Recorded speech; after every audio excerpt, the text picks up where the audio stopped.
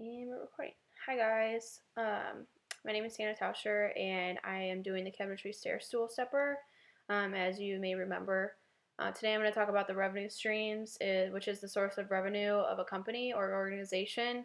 This took me a lot of time to understand how I'd price my cabinet stair stool.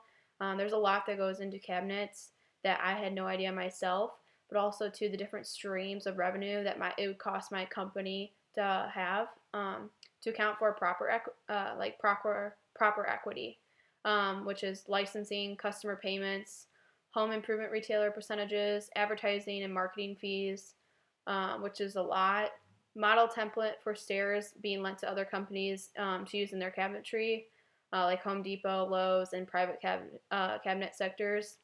And then my assets and real estate usages in terms of home buyers, and carpenters' creations of template work for stairs, how to pay for working carpenters to manufacture the template. And all explanation for this is where the money is being lost and made within the business, and if the business will withstand its upbringing and production of the product.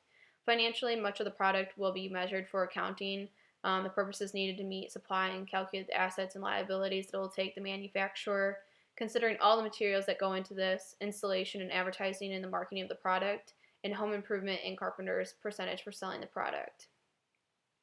I did an estimation of assets and liabilities it would cost my company, but also when I would make a break-even profit. Product licensing. In terms of product licensing, patent licensing, in order to use my technology of the cabinetry stair stool and other manufacturers, products that could bring other demands to multiple cabinetry fixtures, licensing agreements, which is a lot in terms of having to royalty rates, what else? Attorneys, how much a contract will cost. Manufacturers would also, I decided that would make 30% of a profit from my profits, so therefore it'd be taken out of my profits to give back to them. Licensing agreement, this grants the licensee the right to enforce and establish each party, which is the manufacturer, the right with respect to the product being licensed, which is my cabinet stair stool. The typical cost for an attorney would be roughly $100 to $300 an hour. So a lot of people cut costs in order to contract, which takes about 3 to 4 hours, which would range from $600 to $800 plus revisions. So around $1,200.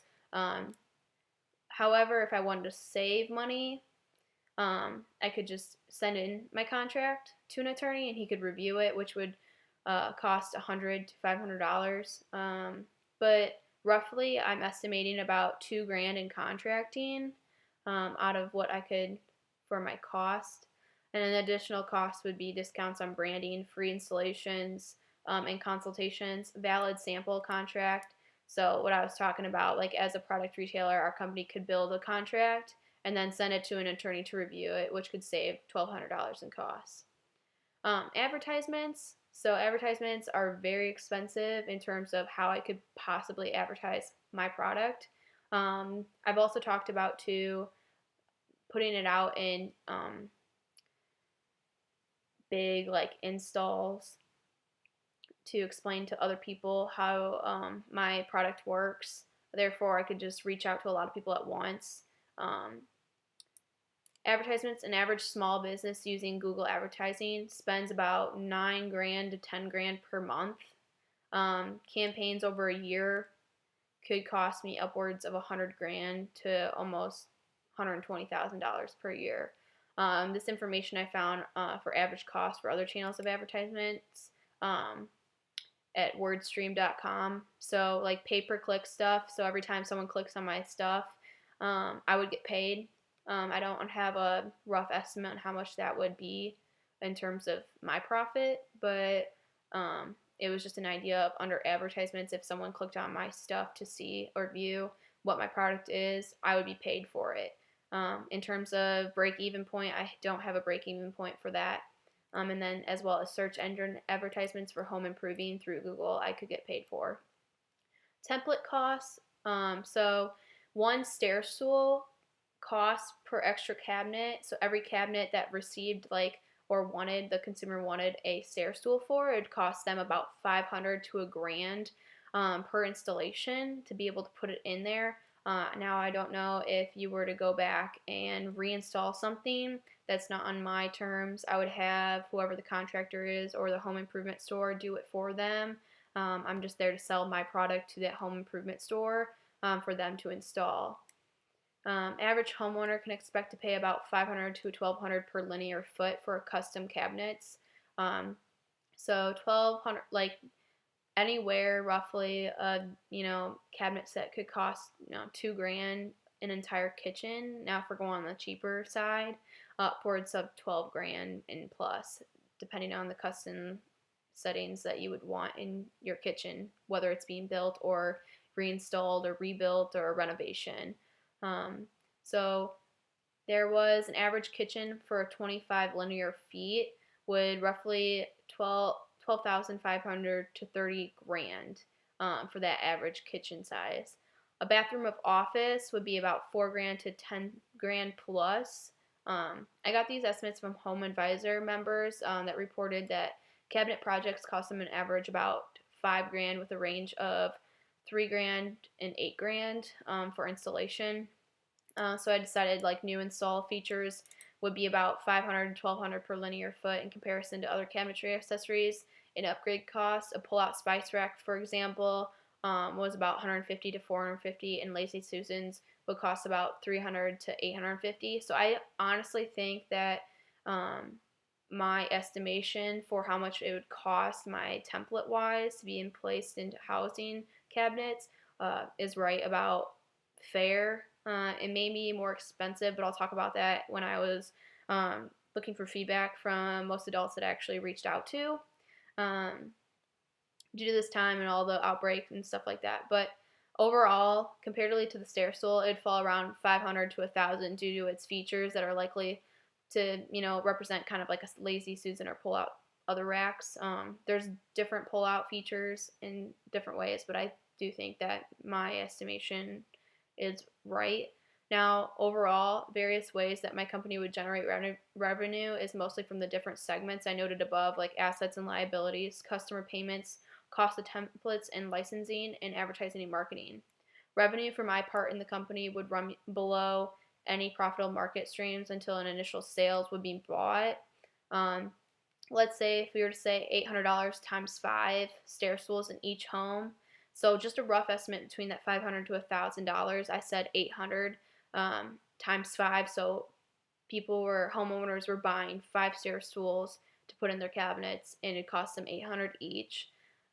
It would then take about 30 homes for me to even break even in advertisements at a yearly cost of that $120,000 advertisement cost that it would allow me to even break even. It would cost me 30 homes. And that's not even considering the return on manufacturer rates and payments.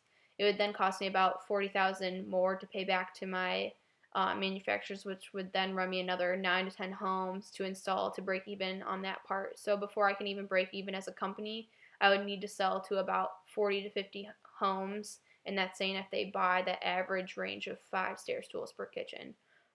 Regardless, in a home, 5 stair stools can go anywhere. We're talking about kitchens, we're talking about bathrooms, we're talking about closets. It doesn't matter. That was just my range on the expense point. Now, due to the COVID outbreak, many stores are hard to find for me to get feedback from and installation fees, but many do free consultations, so I took that into consideration with my feedback. There's also Home Depot that did pull-out systems that ranged upward to the 60s to lower $200 price range, but overall, I had to do a self-evaluation of what I'm giving as a company. I'm still hurting in terms of finding revenues for the different segments I'll have to provide for in terms of wages. But my grasp for how expensive cabinets are have well succeeded. They're very expensive in terms of anything. If you're going the cheap route or the custom route, it doesn't matter. Cabinets, bottom line, are expensive. There are multiple different expenditures I have to take into account, and it will need much outside help from home improvement stores like Home Depot, Lowe's, like I expressed earlier, in order to do so. However, Via Web has given me much advice and understanding in variable expenses into how much my unit will cost and what it will take in regards to reach an almost break-even point. Um, with the help of others, they help me understand refacing fees and ideas, financing options for customers, consultation fees that will be free to customers but cost employers for employees. So it would cost me if I did a consultation for free for other home buyers for kitchen cabinets, but it would cost me to send out those employers to be able to provide that consultation, regardless if it's free or not. And then tailored to a certain lifestyle or budget. Feedback from most of the adults that I've talked to, they say that my price point may be too high in terms of my competitors, but understand that the expense in cabinetry is highly expensive. So they understood that, but also said that it may be too high right now in terms of my competitors, but also to have to take in consideration my company and how I would be able to break even. They say no matter what, it'll take time, but the product is unique and unlike many other accessories like trash can pullouts, cabinets, pull-out drawers, and metal wire organization systems, and even the in-between cabinet fillers that do even range from $100 plus. Team, I haven't really had any inquiries from my teammates, but I also wanted to let Brian know that I have noticed his Instagram feeds and all the stuff that he's been posting, and I really think that you've done a great job trying to sell all your stuff that you've been finding, regardless of the situation that's going on right now. But just want to say that's overall what I had, and hopefully you guys enjoy it. Thanks.